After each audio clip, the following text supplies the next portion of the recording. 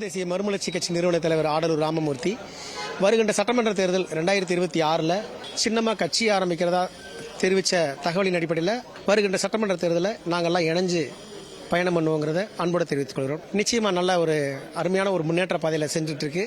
நிச்சயமாக நாளை நமதே நாடும் நமதே. பெரம்பூர்லேருந்து வந்திருக்கேன். என் பேர் பிரவீன்குமார். நான் ஆக்டர் அண்ட் மாடல் அண்ட் பத்திரிகையாளர்.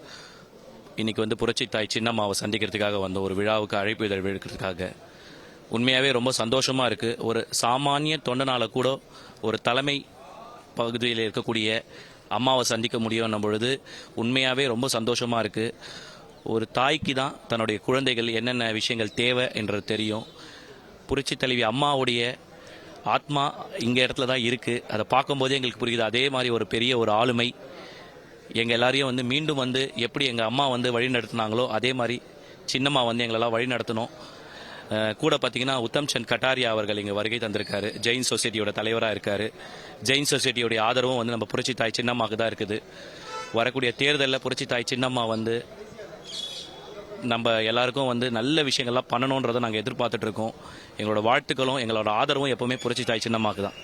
நான் தேனி மாவட்டம் ஆண்டிவட்டி ஒன்றியம் திருமலாபுரத்துலேருந்து முருகானந்தான்.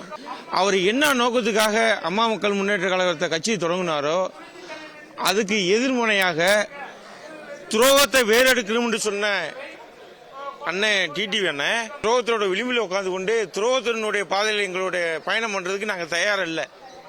நாங்கள் புரட்சி தாய் சின்னம்மா அவர்களோட நாங்கள் பயணிக்க நாங்கள் மனப்பூர்வத்தோடு வந்திருக்கோம். என் பேர் மணிமாறன். கோவை வடக்கு மாவட்டத்திலிருந்து வந்திருக்கேன். நான் எஸ்எஸ்குல ஒன்றிய செயலாளராக பணியாற்றி வந்திருக்கேன். எடப்பாடி துரோகம் செய்ததுனால அது ஓபிஎஸ் போனேன். ஓபிஎஸ் இப்படி துரோகம் பண்ணிட்டு போயிட்டாரு. அது சின்னம்மா அவங்க காட்டுற வழியில் நடந்து நம்ம கட்சியை நிலைநிறுத்துறதுக்கு வெற்றி பெறதுக்கு பாடுபடணும்னு அம்மா உட்பாதத்தை பணிந்து வந்திருக்கோம்.